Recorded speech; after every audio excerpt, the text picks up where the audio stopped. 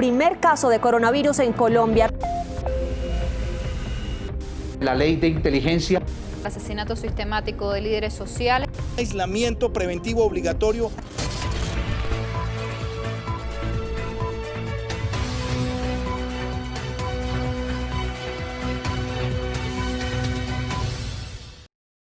La pandemia por el COVID-19, las víctimas que ha dejado a su paso y las decisiones de gobierno que ha propiciado, obligando a varios países a entrar en cuarentena, han sacudido al mundo y han agrietado lesivamente sus sistemas de producción y desarrollo tal cual se conocían hasta 2019.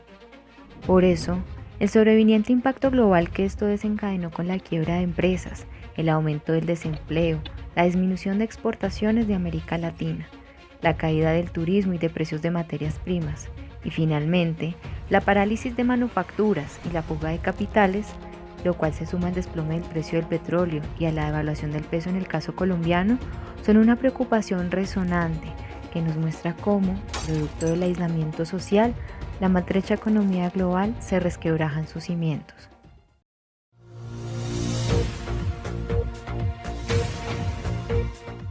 La crisis económica y social generada por la pandemia del COVID-19 ha puesto de manifiesto la debilidad de los sistemas de protección social y de los mecanismos de política social que hasta el momento se vienen implementando en el país y en muchos lugares del mundo. Desde este punto de vista es muy importante comprender que la crisis que actualmente vivimos no es únicamente una crisis sanitaria, sino que en términos generales es una crisis social agravada por la llegada del coronavirus. Desde ese punto de vista, entonces, lo que podemos decir es que si bien es importante y es urgente adoptar medidas de coyuntura relacionadas con la manera más adecuada de enfrentar esta pandemia, no podemos olvidar que la situación que hoy estamos viviendo justamente se produce en el marco de una crisis social histórica que se ve agravada por esa pandemia. Hoy en Colombia y en muchos lugares del mundo se enfrenta a una dicotomía entre las posibilidades de mitigar el impacto económico y facilitar la reconstrucción económica que se tendrá que hacer de manera posterior a la emergencia de esta pandemia, pero y adicionalmente otro elemento que tiene que ver con la garantía de salud de la población. Lo que podríamos decir es que esta dicotomía no tendría que presentarse si justamente no tuviésemos esa crisis social y esas situaciones tan difíciles en materia de protección social y política social. Desde ese punto de vista, entonces, si bien debemos adoptar medidas de urgencia para enfrentar la crisis sanitaria, no podemos perder de vista la necesidad de plantearnos medidas y horizontes de reforma inmediatas y en el mediano plazo que permitan resolver esa crisis estructural a la cual he hecho referencia.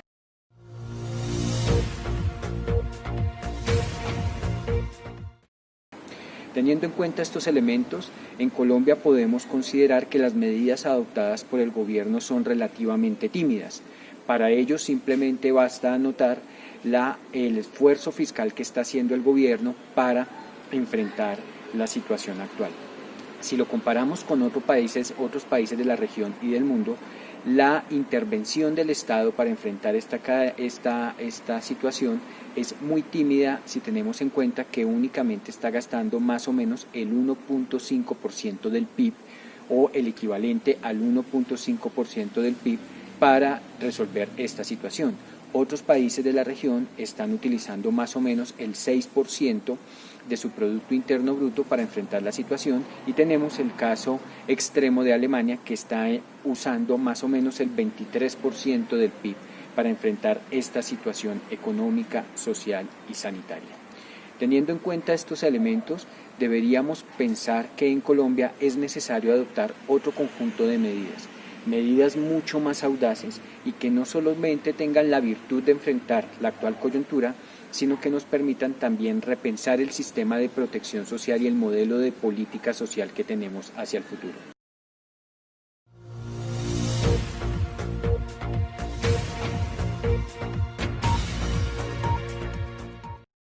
Desde ese punto de vista es urgente y aparece como una medida muy importante la posibilidad de la emisión de dinero por parte del Banco de la República para financiar el gasto público gubernamental. Esto porque desde el punto de vista de las finanzas públicas tendremos una situación bastante complicada. La proyección que se ha realizado es que este año es factible que lleguemos a un déficit fiscal del 5% del PIB y adicionalmente lo que se ha planteado es que es muy difícil adquirir préstamos externos debido al aumento en el precio del dólar. Vale anotar que por cada 100 pesos que aumente el dólar, nuestra deuda pública externa se aumenta más o menos en 7 billones de pesos. Pero por otra parte tenemos un problema muy grande en términos de los ingresos que tiene el gobierno a través de Ecopetrol y a través del ingreso petrolero. Esto por la caída en los precios del petróleo. Vale anotar que por cada dólar que baje el precio del petróleo a lo largo de un año, el gobierno deja de recibir más o menos 400.000 millones de pesos. Entonces tenemos una situación fiscal bastante problemática en la cual los ingresos se hacen más cortos y adicionalmente los gastos que requiere la emergencia y los gastos que requiere una reforma al sistema de protección social se hacen crecientes. Esto teniendo en cuenta además una situación muy problemática y es el recorte en términos de impuestos que ofreció el ministro de Hacienda al sector corporativo del país. Teniendo en cuenta estos elementos, entonces una primera medida que podríamos considerar más audaz es acudir a las posibilidades de emisión monetaria para financiar el gasto. Una segunda medida importante podría ser pensada desde el punto de vista de la implementación integral del acuerdo de paz. Pensemos que el punto 1 del acuerdo de paz, que en términos presupuestales es el más importante, tiene como perspectiva generar una transformación social y económica importante en el campo, eliminando la pobreza extrema y reduciendo la pobreza multidimensional a el 50% de lo que hoy tenemos. Esto en un contexto en el que se plantea la implementación de distintos planes de reforma rural integral, planes en materia de salud, educación, vivienda, infraestructura, es decir, económicamente todo un paquete de medidas de choque que implicará gasto público y que podría muy claramente disminuir los efectos negativos que esta pandemia puede generar en nuestra sociedad.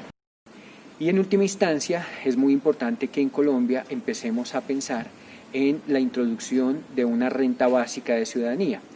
Si bien esto implicaría cierto tipo de ajustes en términos normativos, es muy importante que se empiece a ambientar este tipo de propuestas si nosotros entendemos la filosofía de una renta básica en términos de garantizar un derecho a la existencia y la entendemos como un elemento constitutivo del mínimo vital que la Constitución política en el país garantiza, podemos estar avanzando hacia una reconfiguración del estado de bienestar en el país a una reconfiguración del sistema de protección social que tenemos en el país y de esa manera empezar a solventar la crisis económica y social que, como dije, se vio agravada por la llegada de esta emergencia sanitaria.